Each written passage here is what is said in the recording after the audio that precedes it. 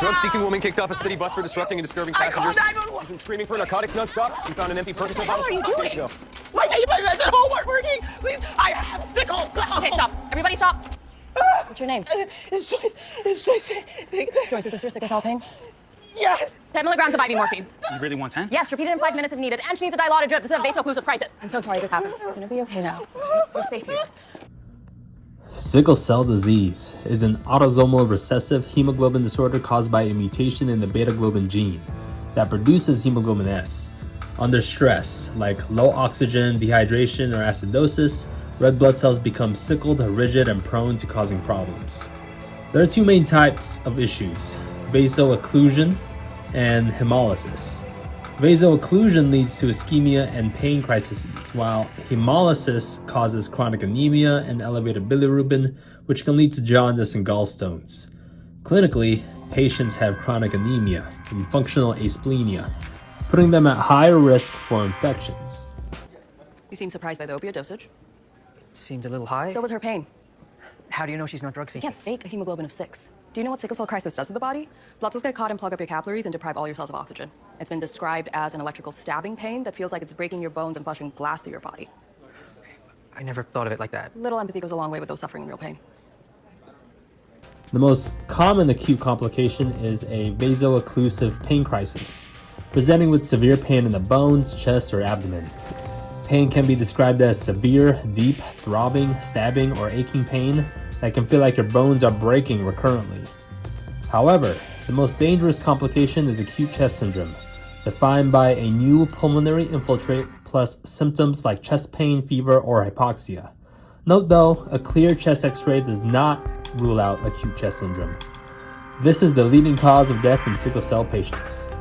Other important complications include stroke, aplastic crisis, splenic sequestration in children, priapism, and osteomyelitis, classically caused by salmonella. Diagnosis is confirmed with hemoglobin electrophoresis, while labs during crisis often show anemia, elevated reticulocytes, and markers of hemolysis. In fact, lab evidence of a downtrending LDH and retic count trending towards their baseline can objectively be used to see if a patient's sickle cell crisis is improving. Another lab you can get is alpha hydroxybutyrate dehydrogenase, which increases during infarction crisis and also returns to baseline during recovery. After 20 of morphine. How's the pain, Joyce? Oh, a little better. You've ordered an exchange transfusion. Figured I needed that.